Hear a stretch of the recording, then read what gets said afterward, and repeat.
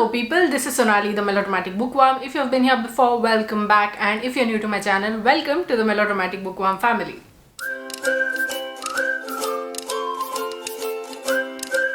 I'm here today to talk to you about the books that I DNFed in 2022. DNFed, for those of you who don't know, is did not finish. The books that I did not finish, I ended up leaving halfway through in 2022. And surprise, surprise, there were only 3 DNFs throughout the year. I've read about 110 books in 2022 and I DNF'd only 3, and that's good going. I can't even wish that I DNF'd some other books that I read which ended up being on the worst books list, but it is what it is. And in today's video I will be talking to you about these 3 books.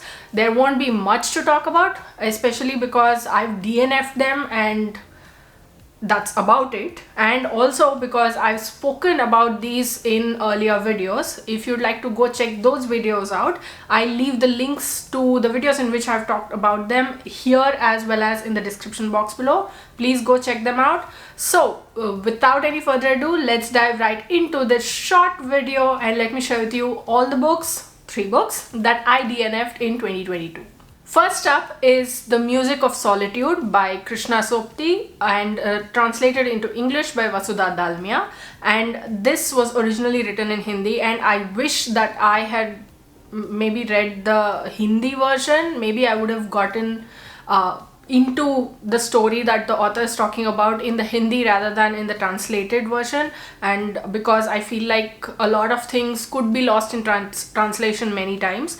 But this is the story of 2 people who connect with each other. I think they are middle-aged people, and how they connect with each other and how it moves forward. But the writing style for me personally was in a way very stunted, and that's the thing. That's the only thing I can remember about this book, and that also I'm doubting because of how unmemorable the whole book was.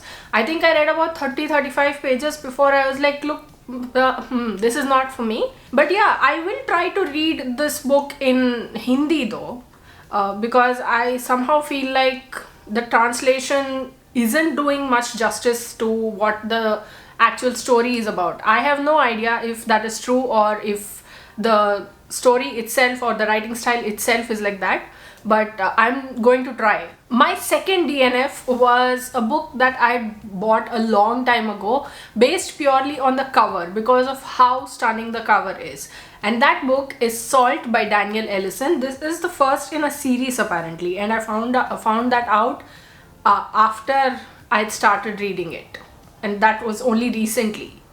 So this is the story of, what was her name again? I think it was Penelope. See how memorable it is. It is a story of Penelope who comes from a family of witches, I think, and who can destroy demons using salt.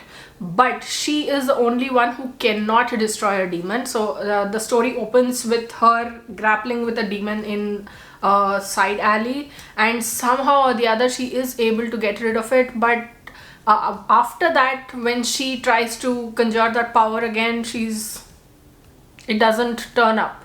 But what exactly happens to her, I think that is the story. The storytelling in this book is really repetitive. It is stagnant. It does not move forward, and it just makes you want to feel like, okay, look, if you're going to put some intrigue, some movement into the story, then maybe I would have plowed through it no matter what. But this just somehow seems to go nowhere. It just harps on the same thing over and over and over again. It drags it out, and all this I gleaned from the first 8%, after which I was like, look, I'm losing nothing by not reading this book perhaps. So that's exactly what happened with this, and I'm like, no thank you, I'm moving forward. I am moving forward even if the story isn't.